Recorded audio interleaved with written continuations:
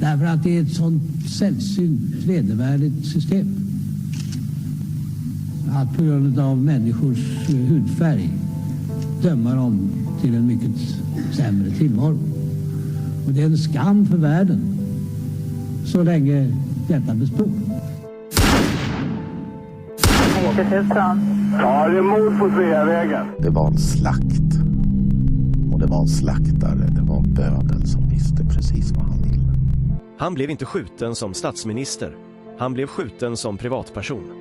Polisen säger att mordet av allt att döma var mycket noga planlagt. Och alla personer med walkie-talkies på varsin sida om Sveavägen som man hörde liksom. Jag trodde att man i mordutredningar alltid gjorde bandade förhör med de väsentliga personerna som har funnits på platsen och som är viktiga. Makalöst ointresse. Det är klart att man försöker liksom suggerera sig fram till att få ihop bilderna om man nu var säker på att det var dem, så vill man ju få det att överensstämma med sitt eget vittnesmål. När sanningen om det här kommer fram så kommer det svenska samhället att förändras i grunden. Sydafrika, vilket jag personligen tycker är ett ganska intressant uppslag med tanke på att det är en ganska konkret motivbild. Det pratas mycket om Sydafrika och det är flera personer som har tagit kontakt med oss och haft intressanta synpunkter på det här uppslaget. Fick Craig veta att Palme var nyckelpersonen i att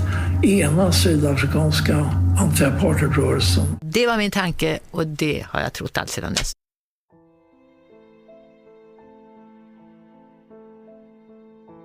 I förra delen, som förhoppningsvis var en omvälvande del för många, så kunde vi lyfta fram det mycket intressanta i att polis AA, som så länge varit föremål för många diskussioner om hans inblandning i mordet, eller vad han egentligen gjorde vid den blivande mordplatsen i anslutning till själva mordet, äntligen kunde få en mycket rimlig och naturlig förklaring. Något som jag menar gör utpekandet av den första utpekade syndabocken, den galne österrikaren, mycket mer rimlig, även för en svensk som Hans Holmér. Ni vet Walter Kirisits, som Holmér menade bara kom undan med blotta förskräckelsen, för han hade polisalibi, inte alls för att han var helt oskyldig. Vi kunde se paralleller till både Bertil Vedins uppfattning om att han kunde blivit syndabock. Vi fick information om att även Heine Human kunde blivit det, och att han i samband med mordet var tvungen att fly till USA. Att även Sven Ahners ihållande grävande och till och med provocerande anklagelser, som han till och med bad om, skulle leda till att polisman AA skulle stämma honom. Det skulle i alla fall Sven Ahner, allas vår tappra hjälte, innebära att Sven fick möjlighet att ställa polis AA till svars för vad han faktiskt gjorde där på mordkvällen. Samma ignoranta behandling som jag nu får när jag trots allt lyfter fram att polis AA aldrig var del i någon konspiration att mörda Sveriges statsminister, utan bara var en potentiell syndabock, dit placerad i samband med den överskuggande samtidiga Stay-behindövningen. Som ni säkert börjar förstå, så har många av de villospår som presenterats genom åren även inneburit att personer har fått rollen som patsis eller syndabockar för att blanda upp det verkliga händelseförloppet. Det borde hädanefter bara finnas en enda förklaring till varför många av de skengranskningar av statstelevisionen genom åren bara har resulterat i att peka in i det svarta hål som polis och Säpo varit, just på grund av att den otroligt smarta draget att använda den välplanerade Stay-behindövningen på mordkvällen och även sett till att den leddes av Säpo. Och att det var många poliser inblandade, som man kunde säkra upp allt som skedde direkt efter skotten. Inklusive att ha serverat det gillade Sverige, med en lämplig syndabock direkt på mordplatsen, med vapen och valketalke synligt, att lägga all skuld på. Det var här de bakomliggande motiven till mörkläggningens utformning rimligen började. I denna del kommer vi att fortsätta med den röda tråden och gräva vidare i uppgifter vi nyligen redogjort för. Som ni minns från förra delen så beskrev Rian Stander för Boris Ersson redan 1994 om omständigheter runt mordet på Chris Hani. Hur den som blev dömd för mordet, Janusz Walus, inte var en ensamagerande gärningsman. Ni minns väl att det handlar om samma Rian Stander som Ölvebro stämplade som informationssvindlare för att slippa befatta sig med hans helt fantastiska uppgifter han delgav Boris Ersson redan 1994 och sedan fick lida för när han övergivit regimsidan, precis som Dirk Coetz. Det som är intressant tidsmässigt är att detta mord utfördes 1993, alltså bara året innan Boris träffade Rian Stander i slutet på 1994. Alltså väldigt beskrivande för att det fortfarande då var ett relativt aktuellt mord. Vilket gör att de 3 mord som Craig i alla fall tipsade Stocklassa om flera decennier senare trots allt var väldigt aktuellt i samband med att uppgifterna nådde Boris. Dulcie September blev nämligen mördad 1988, Anton Lubowski 1989 och Chris Hani 1993. Så vad finns det då för möjliga paralleller mellan mordet på Chris Hani, som Rian och Evelyn Gruenink via tipsen från Craig Williamson egentligen hänvisar till? Det vi har grävt fram hittills omfattar vapenhandel, sättet som mord på framstående personer genomfördes, med syndabockar i någon form, men framför allt personer inom eller knutna till den sydafrikanska säkerhetstjänsten. För er som misstänker att detta blir ytterligare en gång som denna serie svävar ut i periferin, så kommer ni förstå varför längre fram vad mycket av mina slutsatser kommer att handla om. Så för er som vill förstå vilka belägg detta bygger på, får gärna följa med på den virtuella resan vi gör ner till Sydafrika, just runt den tiden som många av händelserna utspelade sig. Vi kan väl börja med att läsa på vänstersajten Wikipedia vem Chris Hani var och vad som hände runt mordet. Chris Hani, June 28, 1942 to April 10, 1993. Born Martin Thembisile Hani SSA, SBS, CLS, DMG, MMS, was a South African military commander, politician and revolutionary who served as the leader of the South African Communist Party, SACP, and Chief of Staff of Umkhonto we Sizwe, MK, the armed wing of the African National Congress, ANC. He was a fierce opponent of the apartheid government, and was assassinated by Janusz Walus, a Polish immigrant and sympathizer of the conservative opposition on April 10, 1993, during the unrest preceding the transition to democracy. Early life.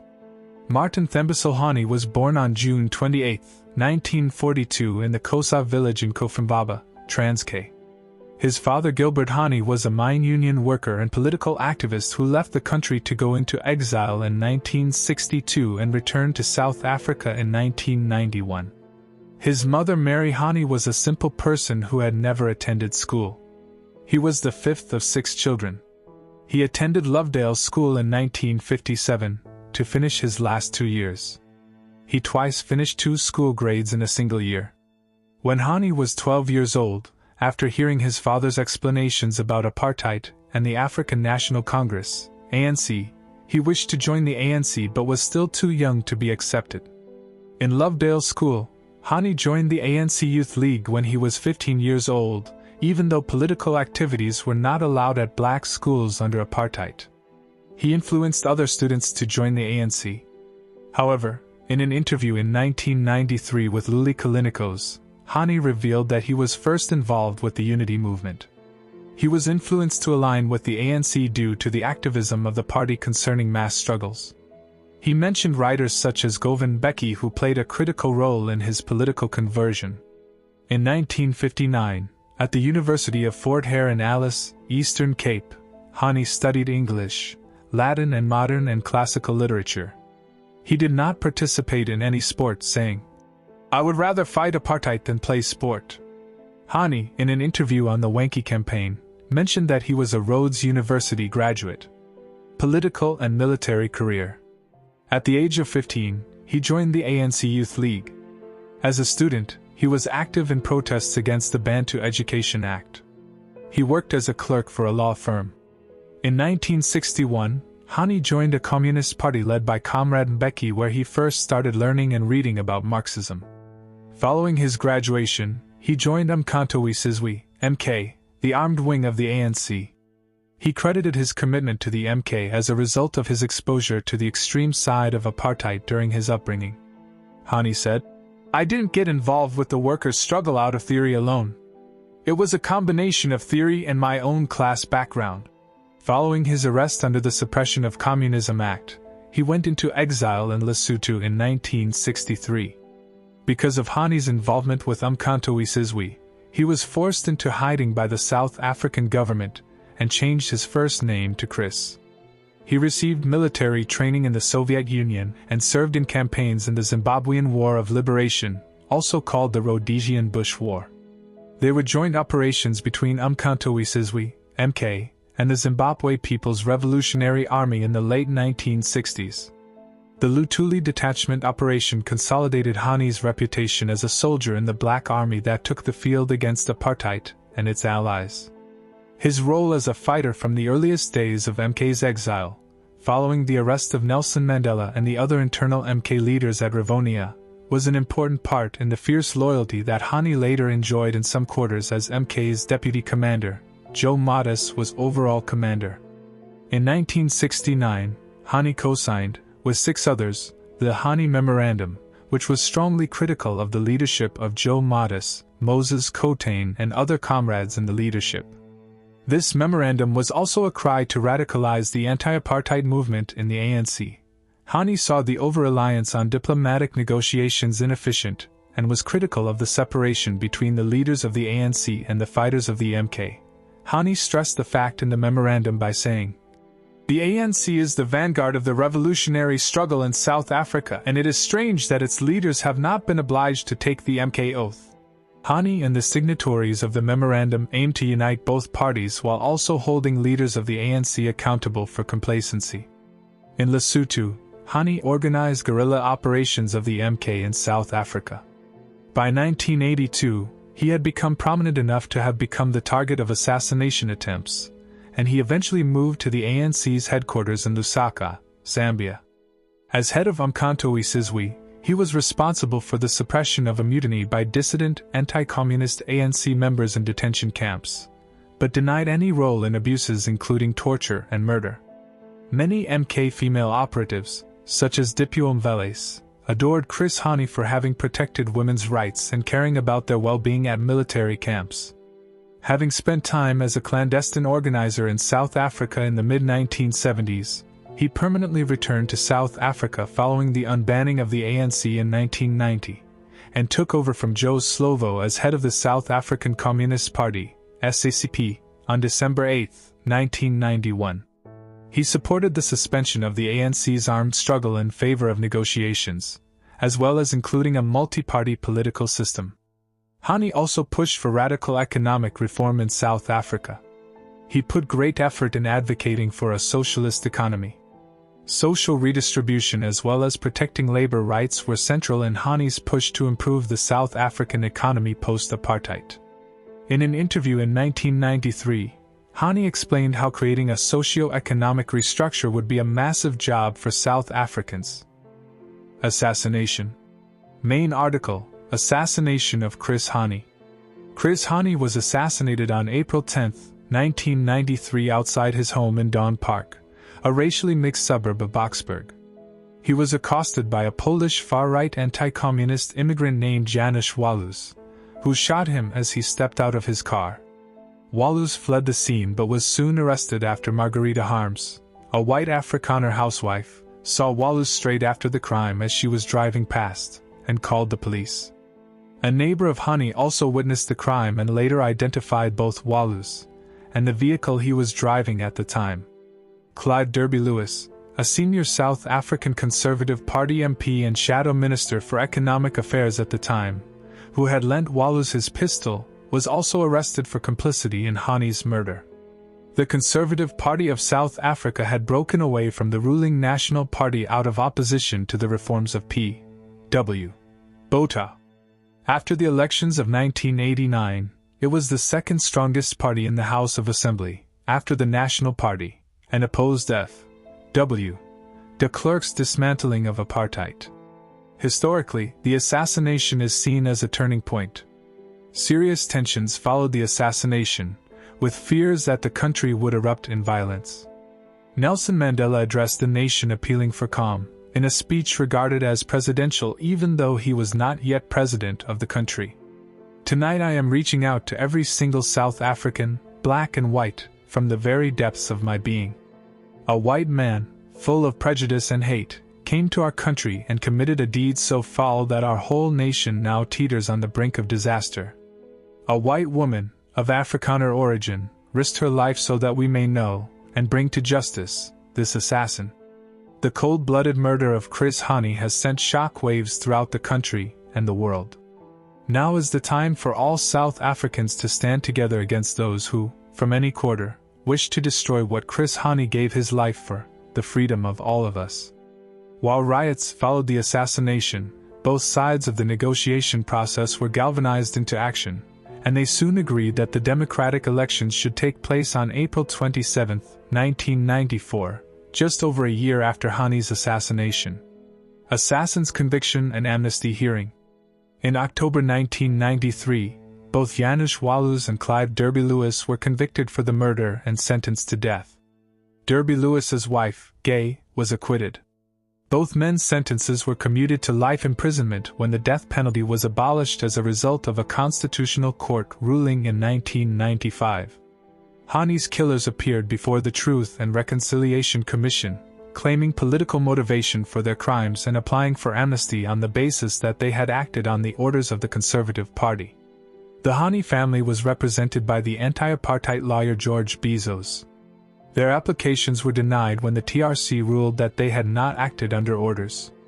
Following several failed attempts, Derby Lewis was granted medical parole in May 2015 after he had been diagnosed with terminal lung cancer. He died 18 months later, on November 3, 2016. On March 10, 2016, the North Gauteng High Court ordered Wałęsa to be released on parole under bail conditions. The Department of Justice and Correctional Services lodged an appeal against the parole decision to the Supreme Court of Appeal in Bloemfontein. The Department of Home Affairs has indicated that Wałęsa may have his South African citizenship revoked. On August 18, 2017, the Supreme Court of Appeal in Bloemfontein overturned Wałęsa's parole, a decision that was welcomed by the SACP. By October 2019, Wałęsa was still in prison, despite his lawyer's claim that he is completely rehabilitated. On March 16, 2020, Wałęsa was again denied parole by Justice Minister Ronald Lamola. On December 7, 2022, Wałęsa was granted parole under strict conditions by Justice Minister Ronald Lamola. In 2024, the government announced that Wałęsa was to be deported to Poland on December 6 with the Polish government paying for the proceedings. Absence of conspiracy. Hani's assassination has attracted numerous conspiracy theories about outside involvement. The final report of the Truth and Reconciliation Commission said it was unable to find evidence that the two murderers convicted of the killing of Chris Hani took orders from international groups, security forces, or from higher up in the right-wing echelons. Influence. Hani was a charismatic leader, with significant support among the radical anti-apartheid youth. At the time of his death, he was the most popular ANC leader after his senior, Nelson Mandela. Following the legalization of the ANC, his support for the negotiation process with the apartheid government was critical in keeping the militants in line. Despite starting off as an advocate for armed resistance, he was able to adapt to the needs of the people and move towards peaceful political negotiations. Hani also played a critical role in deepening the alliance between the SCAP, ANC and Congress of South African Trade Unions, COSATU. These relationships played a big role in the success of the anti-apartheid resistance movement. Chris Hani became a global figure for anti-apartheid and resistance movements around the world. En väldigt utförlig beskrivning av en person som trots sin militanta bakgrund följer i fotspåren av Nelson Mandela och direkt när ANC inte längre var förbjuden, direkt kom tillbaka till Sydafrika för att vara delaktig i framtiden för landet. Med sin socialistiska ideologiska tro medverkade han till att försöka bygga upp landet igen på demokratiska grunder.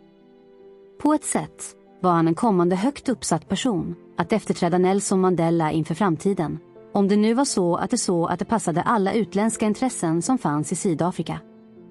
Det är nämligen här som boken vi nämnde tidigare kommer in väldigt bra i resonemangen kring vad som kan ha hänt i Sydafrika genom åren. Boken heter just Vi har really killed Chris Hani, med en uppenbar syftning på att det inte var så enkelt som det framställts i media. Den är skriven av en pensionerad domare i Sydafrika, Chris Nicholson. Vi läser en del av beskrivningen för boken, så får vi se om det intresserar en del kring innehållet. This book is a most explosive account of the real masterminds behind the murder of Chris Hani on April 10, 1993. South Africa's first non-racial president, President Nelson Mandela, eulogized Hani's role in the birth of the new South Africa, thundering that the enemies of change demonized Chris to the end, helping to create the climate in which our nation was robbed of one of its giants. Mandela spoke of how that fateful day of Hani's brutal murder was indelibly etched on the hearts of all freedom-loving people, and how no one would be satisfied until the truth about his death is known. Retired Judge Chris Nicholson meticulously challenges the bizarre narrative that a mad right-wing Pole with pale blue, staring eyes, Janusz Wałęsa, acting in concert with a white supremacist with a handlebar mustache, Clive Derby-Lewis, committed the murder, without outside assistance. With fanatical zeal, Nicholson investigates the enemies of change, who contributed to his murder. His foes in the intelligence world are probed, including the sinister South African Institute for Maritime Research, as are the captains of industry, with their vast accumulated wealth, who feared his commitment to the socialist aims of the Freedom Charter. Finally, the spotlight is ruthlessly shown on Hani's rivals and enemies within the ANC. Particularly fascinating is Nicholson's exploration of the historical precedents of other heroes who were murdered for fighting the plundering of the corporates, and for trying to redistribute Africa's wealth to its people. In an amazing set of revelations, the author explores the deaths, over 3 decades, of Patrice Lumumba in September 1961, Dag Hammarskjöld on September 18, 1961, Olof Palme on February 28, 1986, Bernd Carlson on December 21, 1988, and finally, Anton Lubowski on September 12, 1989. Although these killings occurred over a 30-year period, Nicholson shows, in true judicial fashion, how the motives and patterns of behavior of the perpetrators of those murders materially assist in locating the true accomplices in Hani's murder. Only a writer of the most courageous talent could have crafted this enthralling account. Spännande va? Mord på flera framstående svenskar som nu har sin möjliga koppling till den sydafrikanska regimen.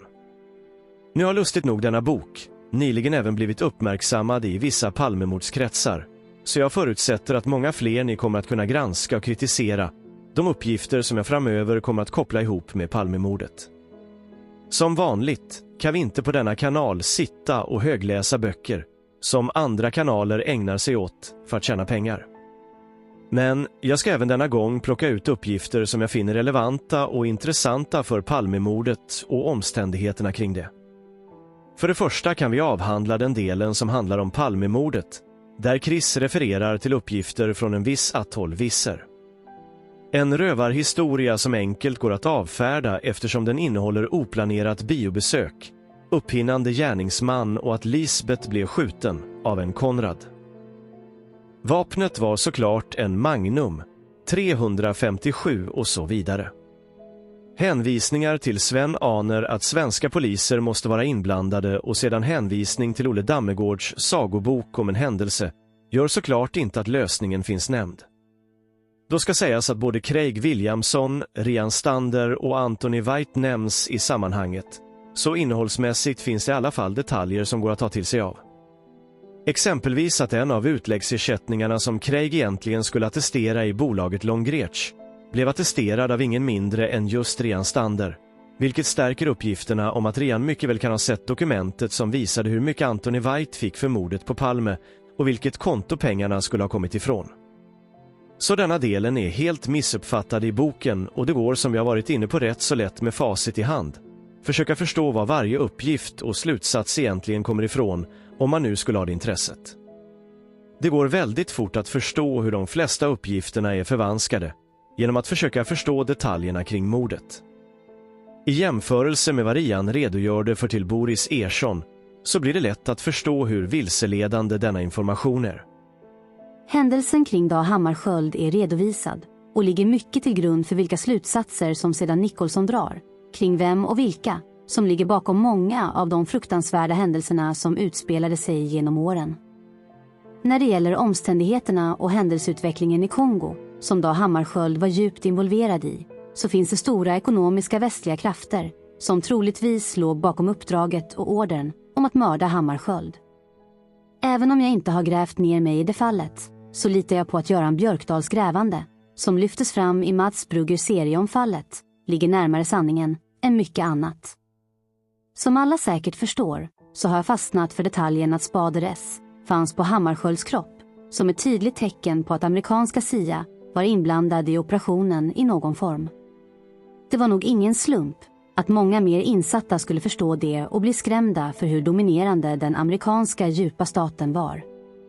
Och att om någon skulle avslöja något så fanns det obegränsat med resurser i form av pengar, vapen och våldskapital. När det gäller Bernt Karlsson och Lockerbie-katastrofen har jag redan gjort en djupdykning i detta fall med andra böcker som underlag, så runt denna händelse har jag inte ändrat min uppfattning. Det kom fram nya omständigheter som jag skulle vilja utreda vidare den dagen jag får tid över.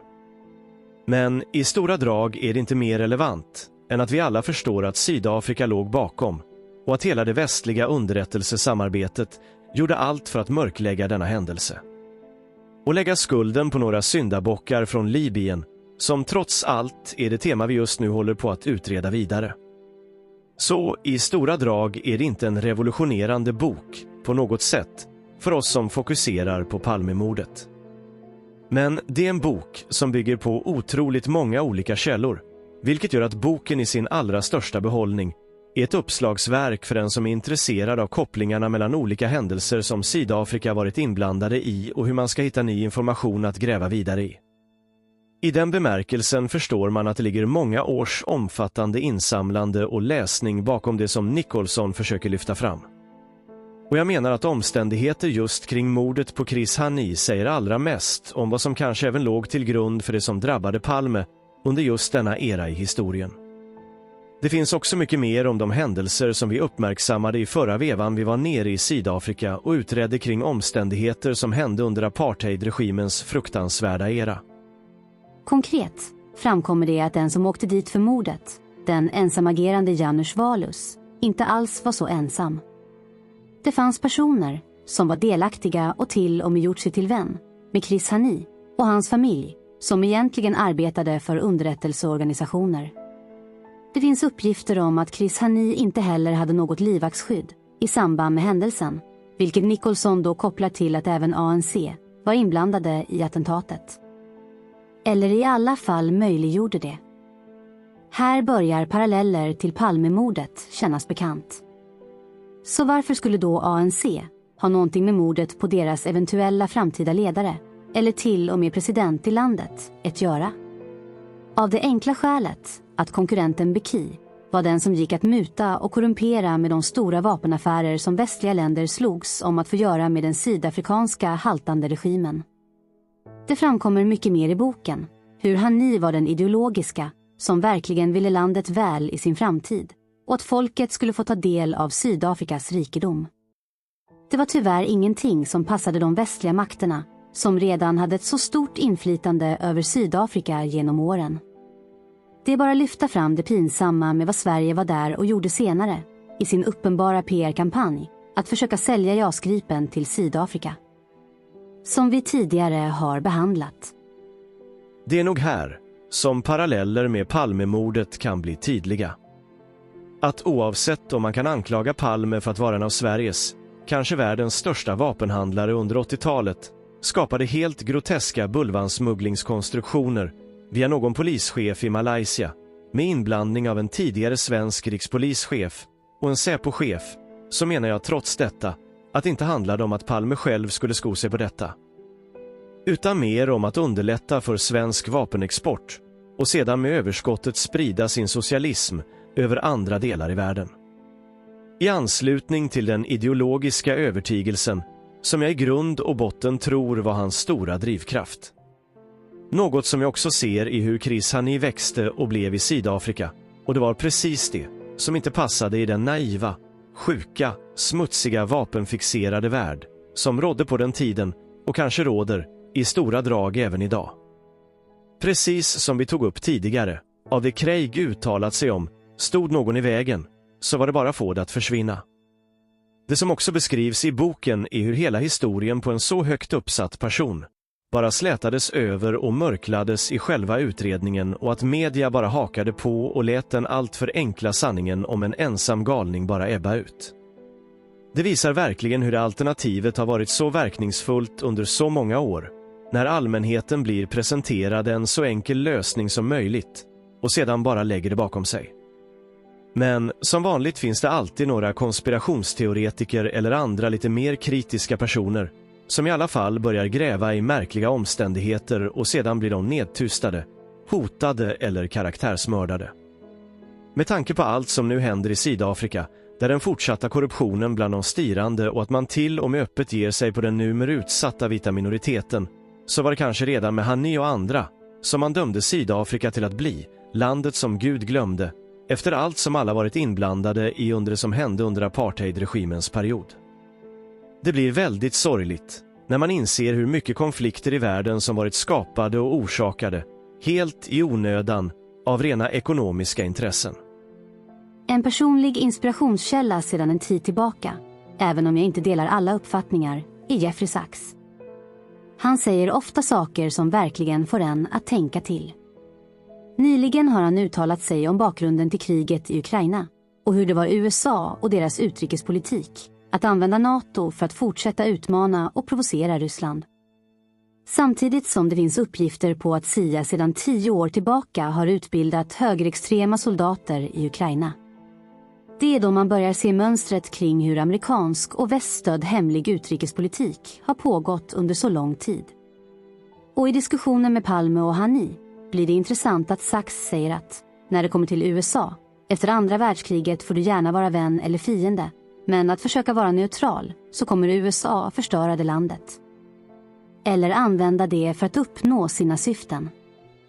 Men det som då blir intressant med boken om Janusz när det gäller mordet på Hani är att Nicholson menar att han rekryterades in i Seymour-organisationen för att kunna bli ett verktyg för organisationen.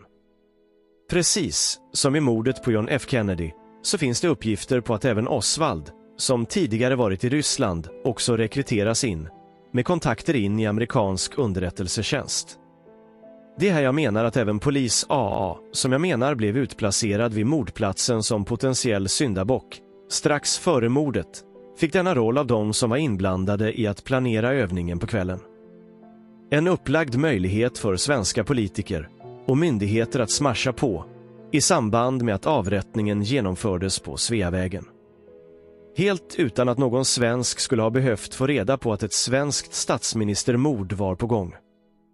Ett tufft uppvaknande för svenskar i den verkliga värld av smutsiga vapensmugglingar till krigsdrabbade konflikter som svenskar varit så naivt förskonade ifrån. Går det inte här att faktiskt kunna förstå beslutsfattandet i den efterföljande mörkläggningen, bortstädningen av omständigheter och avsiktliga utpekanden av helt oskyldiga syndabockar i de efterföljande nästan 40 år som följer?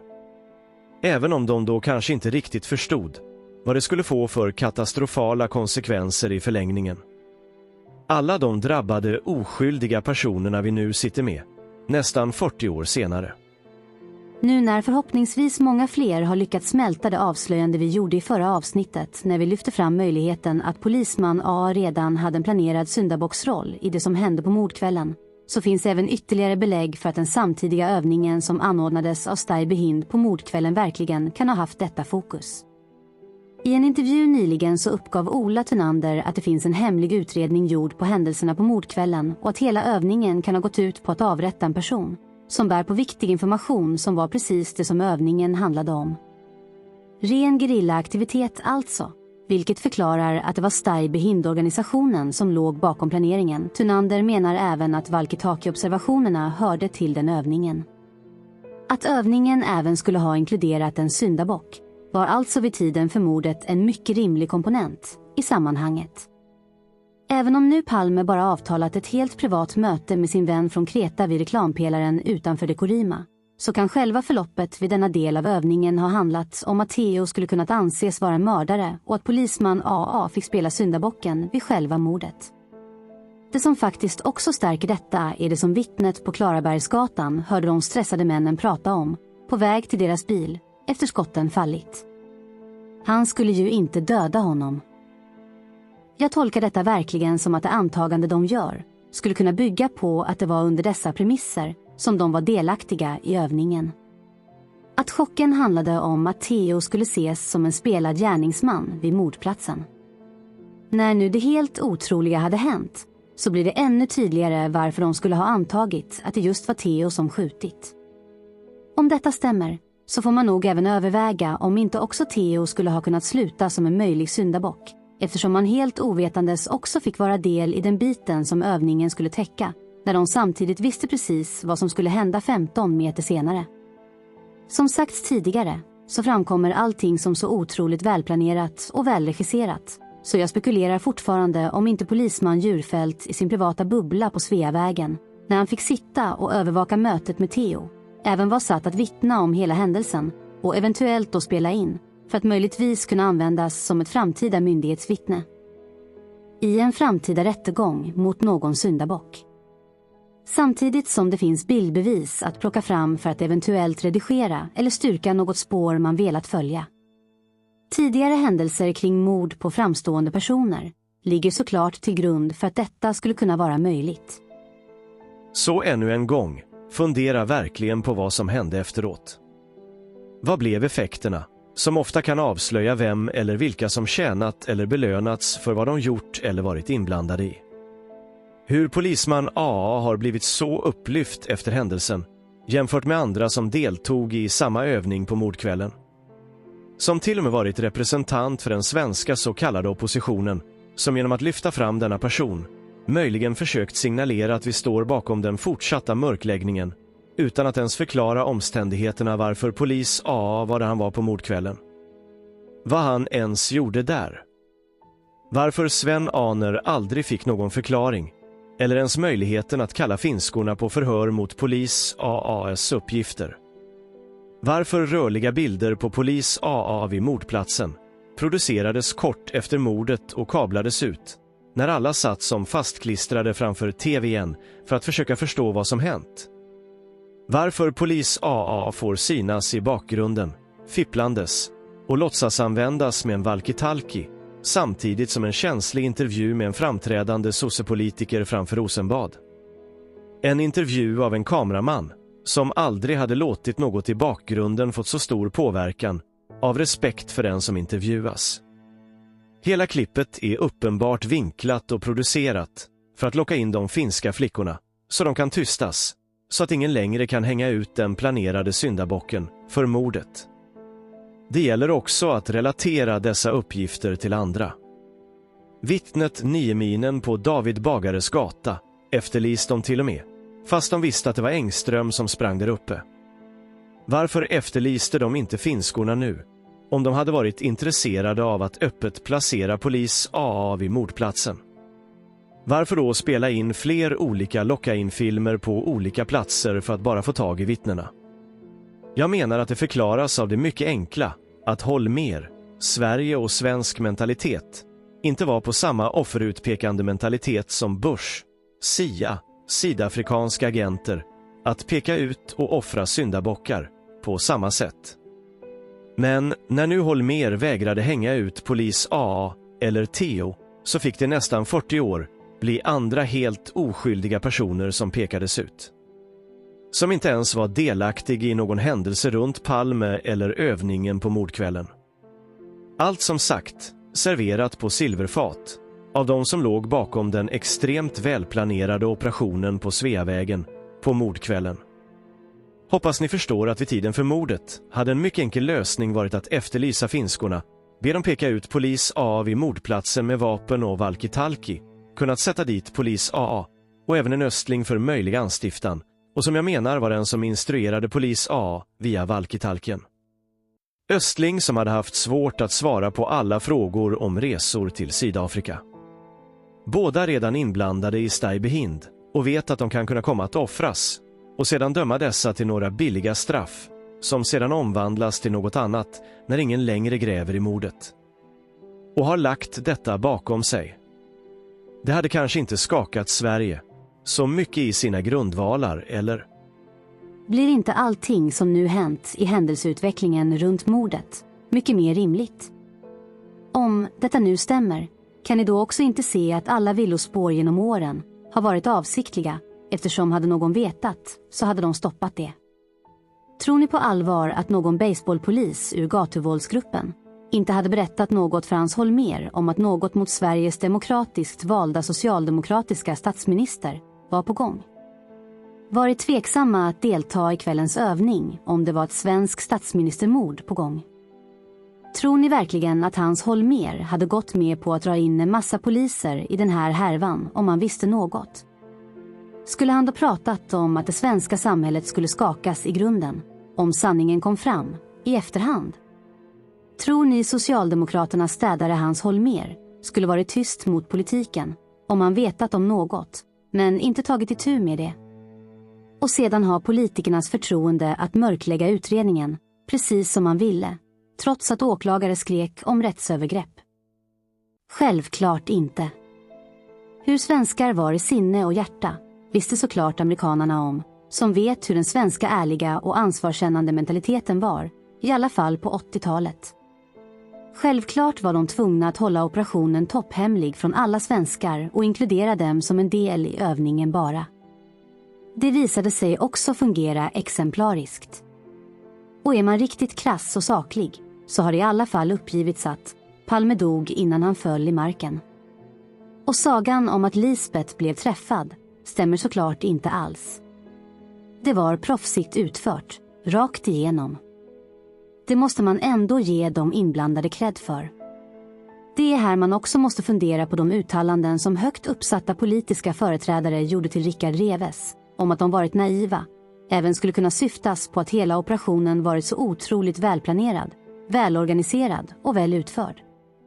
Att naiviteten handlade om hur lurade de blivit, rakt igenom, och känt sig dumma och inte sett någonting komma. Att de nu insett att de hade med helt andra resurser och kompetenser att göra. Det var helt enkelt inte bara den svenska befolkningens oskuld som togs i samband med mordet. Det var svensk politik, myndigheter och MS Medias oskuld som togs. Tyvärr var det bara den delen i det svenska samhället som fick veta sanningen och som mörklade det utländska övergreppet på vår demokrati och vårt öppna samhälle. Men det finns en viktig sak till att reda ut.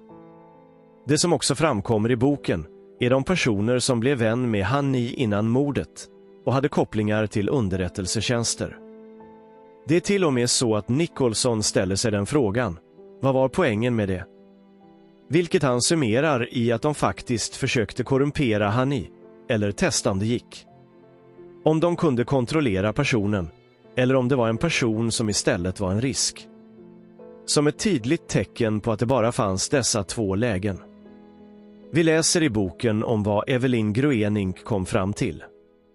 Evelyn Groening wondered why the Ganans, the Van Zils and Ronnie Watson's friends seemed so hell-bent on linking up with, of all people, Chris Hani? Why couldn't they have left him alone? Why had they tried to involve Chris Hani in their businesses? Why had they spent so much time and energy on no less than 3 approaches to this man, knowing that he was not interested in money or arms? Why had there been first a French, then an Anglo-South African, and lastly an American-linked approach? Unless Martin Carl Van Zyl is right and the plan was simply to corrupt Hani. För mig blir även detta paralleller med att infiltrera och skapa en möjlig kontaktyta mot en person som du antingen vill få kontroll på, korrumpera eller behöver göra dig av med. Vi har redan exempel på att Craig Williamson infiltrerade IUEF för att komma åt alla de pengar som skeppades till motståndet i Sydafrika. Att folk har svårt att förstå hur enkelt det var för en superspion att förstå att en möjlig kontaktyta fanns på Kreta, där paret Palme varit tidigare på semester i flera år. Där de båda hade vänner.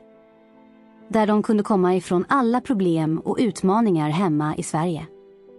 Det är ju en perfekt kontaktyta för Craig, när han till och med äger en båt i Medelhavet och har flera andra sydafrikanska agenter som opererar i Europa vid den här tiden.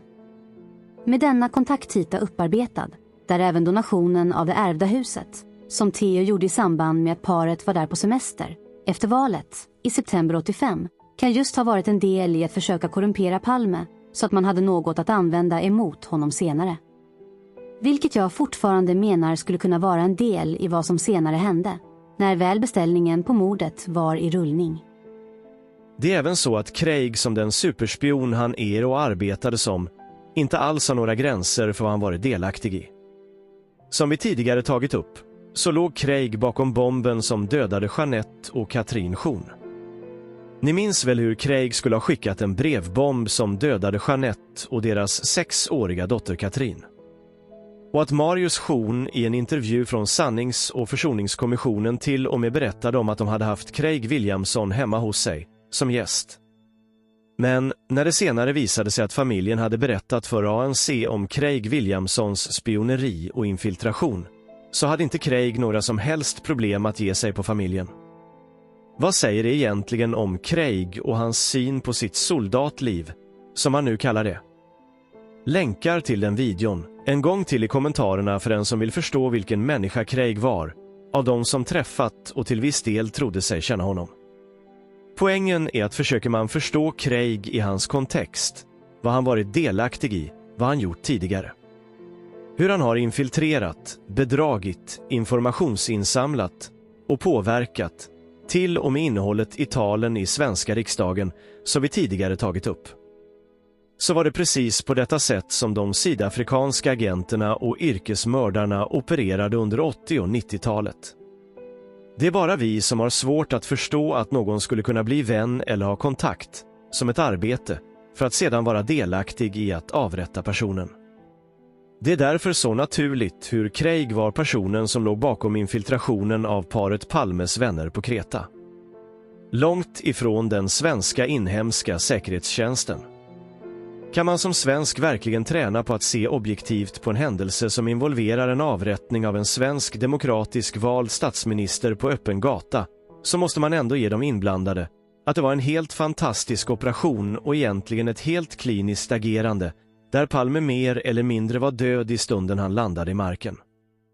När andra skottet träffade ryggraden och benen försvann under Palme, så visste yrkesmördaren att jobbet var utfört och han kunde smidigt som en panter försvinna från platsen in på Tunnelgatan bakom ryggen på Engström. Förstår ni inte nu att allt snack om att det skulle vara ett impulsmord av en amatörskytt av diverse märkliga motiveringar som hägrar i olika forum bara är avsiktlig och medvetna villospår och desinformation? Det man dock i sammanhanget också kan väga in. Den som mest drabbades i den direkta stunden var såklart Lisbeth Palme, som var på platsen och fick uppleva skotten och händelsen. Men kanske värst av allt, den totala övergivelsen över att ingen kom för att hjälpa. Trots att hon visste att det fanns en hel övning runt om paret denna kväll. Varför hon puttade bort en livräddande hage. Sprang ut i gatan och viftade på hjälp. Höll tyst om både vad de gjorde där och till och med vilka de var. Ända till Söderström tjatade fram det många minuter senare. Blir inte allt mycket klarare när man väl får hela kontexten presenterad framför sig? Hur alla delar och pusselbitar som tidigare verkat så märkliga och konstiga nu helt plötsligt faller på plats. Och jag menar att det sorgliga är att det kanske är familjen Palme som drabbats allra hårdast av själva mörkläggningen av mordet under alla år. Vad de fick eller tvingades ställa upp på genom åren för att upprätthålla dessa charader är rent omänskligt. Hur Lisbeth nästan blev hatad av hela landet för hennes lögner, utpekande av Christer Pettersson och ovilja att verkligen bidra till att lösa fallet. Som vi redogjort för tidigare var hon motvilligt delaktig i lösningen, men den hade såklart inte med sanningen och ett uppklarande att göra. Att sedan Palmeskenutredningen och den efterföljande mörkläggningen har medfört att en av Palmes söner formats till ett lögnaktigt monster som fortfarande anlitas för att peka ut ensamma svenska galningar, som han redan gjort i årtionden, samtidigt som han till och med öppet erkänner att han kan ändra sitt vittnesmål. Beroende på hur säker en spaningsledare är på att någon oskyldig ska vara misstänkt, är verkligen samma skam för världen, så länge detta består, som hans får använda. Som ett mycket träffande argument i sina tal. Mårten, som sedan länge i sin redogörelse bara minneshålat den delen han berättar om mordnatten, när han istället för att åka till sjukhuset åker till föräldrarnas bostad och som även kommit fram kring det, lånar nyckeln av grannen för att ta sig in i lägenheten, för att troligen städa bort bevismaterial. Vem tar egentligen ansvar för hur dessa personers liv blev efter mordet, som de bara hade kunnat ha fått sörja i fred och sedan kunnat gått vidare ifrån, då Palme till stor del själv låg bakom sin egen död i det dubbelspelande agerandet i världspolitiken och den smutsiga vapenhandel som rådde vid tiden för mordet under kalla krigets dagar.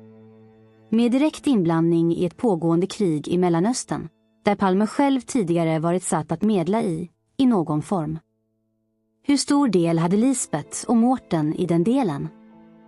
Förmodligen ingenting. Den stora poängen med att ta oss ner till Sydafrika ännu en gång i denna utredning är just att förstå mer om hur Craig och sydafrikanerna planerade och genomförde dessa typer av västbeställda smutsiga jobb. Att just Craig var den som planerade hela Palmemordet, visste allt om Palmes smutsiga vapenaffärer, till och med var i Stockholm under mordnatten, förklarar självklart att han hade alla möjligheter att se till att skapa förutsättningar för att hela mordet sedan skulle omslutas av en samtidig Stay-Behindövning som till sin yttersta planering även innefattade en möjlig syndabock. Serverad på silverfat till svenskarna, nu när deras okontrollerade högste företrädare inte längre kunde få orsaka så stor skada i Persiska golfen utan att ens informera om det, och att han klev över ytterligare en röd linje den dagen han försökte tysta amerikanernas eget sändebud. Jag menar även att problemet för Palme med huset han fått på Kreta, som gjorde att han blev utsatt, i anslutning till den redan infekterade Harvard-affären, som om man faktiskt ska vara krass, Palme fortfarande bråkade om, eftersom han hade lämnat in en överklagan om skatt för den förmånen. Jag menar inte mer än att i alla fall i någon form av exempel på något ideologiskt drivet, utan att ens spekulera i om det är rätt eller fel. Jag menar att parallellerna mellan Chris Hani och Olof Palme kan ha legat i att de var svårkontrollerade, eftersom de inte gick att enkelt korrumpera som andra ledare. Att de drevs av ideologisk övertygelse, vilket jag också menar drabbade flera av de svenskar som omnämns i boken vi pratat om. Dag Hammarskjöld, Bernt Karlsson. Som ni nu kanske börjar förstå och kanske känner av, så börjar denna utredningen lida mot sitt slut. Hoppas att alla verkligen kan börja förstå hur hela händelseförloppet runt mordplatsen, som kantat utredningen under så många år, har fått mycket rimliga och belagda förklaringar. Vi kommer framöver försöka summera ihop många av de anmärkningsvärda uppgifter som jag snappat upp i serien om ljusläggningen, för att om möjligt skapa en helhet i vad som kan ha föranlett mordet och sedan vad som hände efter. Det kommer i alla fall ligga till grund för min fortsatta arbetshypotes om vad som är verkligheten bakom Palmemordet, och jag hoppas då att vi kan vara fler som framöver kan fortsätta att gräva i material och uppgifter som finns i omlopp och förhoppningsvis på ett mycket mer kompetent och grundat sätt fortsätta gräva i detaljerna för att helt lägga klart pusslet.